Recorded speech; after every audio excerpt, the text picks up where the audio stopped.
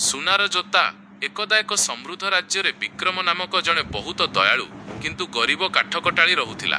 ସେ ଦିନସାରା ପରିଶ୍ରମ କରି ଯାହା ରୋଜଗାର କରୁଥିଲା ସେଥିରେ ତାର ପରିବାର କଷ୍ଟେମଷ୍ଟେ ଚଳୁଥିଲେ। ଏକ ଅଦ୍ଭୁତ ଭେଟ। ଦିନେ ବିକ୍ରମ ଜଙ୍ଗଲକୁ କାଠ କାଟିବାକୁ ଯାଇଥିବା ସମୟରେ ଏକ ଗାତରେ ଫସି ରହିଥିବା ଏକ କୁନି ପରୀକୁ ଦେଖିଲା। ବିକ୍ରମ ତାର କୁରାଢ଼ୀ ସାହାଯ୍ୟରେ ପଥର ଘୁଞ୍ଚାଇ ପରୀଟିକୁ ଉଦ୍ଧାର କଲା।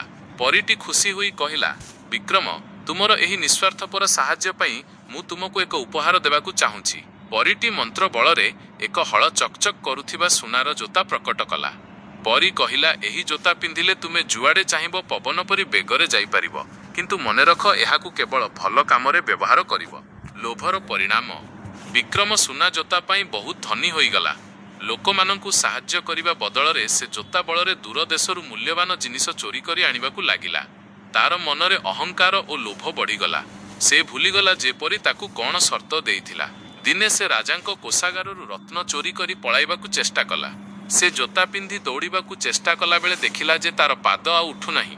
ସୁନା ଜୋତା ଗୁଡ଼ିକ ହଠାତ୍ ଏତେ ଭାରୀ ହୋଇଗଲା ଯେ ସେ ସେଠାରୁ ହଲି ପାରିଲା ନାହିଁ। ଶିକ୍ଷା ଓ ଅନୁତାପ। ସୈନ୍ୟମାନେ ତାକୁ ଧରି ପକାଇଲେ। ସେହି ସମୟରେ ପରୀଟି ପୁଣି ଦେଖାଦେଲା ଏବଂ କହିଲା, ବିକ୍ରମ, ମୁଁ ତୁମକୁ ଶକ୍ତି ଦେଇଥିଲି ସାହାଯ୍ୟ କରିବା ପାଇଁ, କିନ୍ତୁ ତୁମେ ତାର ଅପବ୍ୟବହାର କଲ। ତେଣୁ ଏହି ଜୋତା ଏବେ ତୁମ ପାଇଁ ଏକ ବୋଝ। ବିକ୍ରମ ନିଜର ଭୁଲ ବୁଝିପାରି କାନ୍ଦିବାକୁ ଲାଗିଲା ଏବଂ କ୍ଷମା ମାଗିଲା। ସେ ପ୍ରତିଜ୍ଞା କଲା ଯେ ସେ ପୁଣି ପୂର୍ବପରି ପରିଶ୍ରମ କରି ବଞ୍ଚିବ।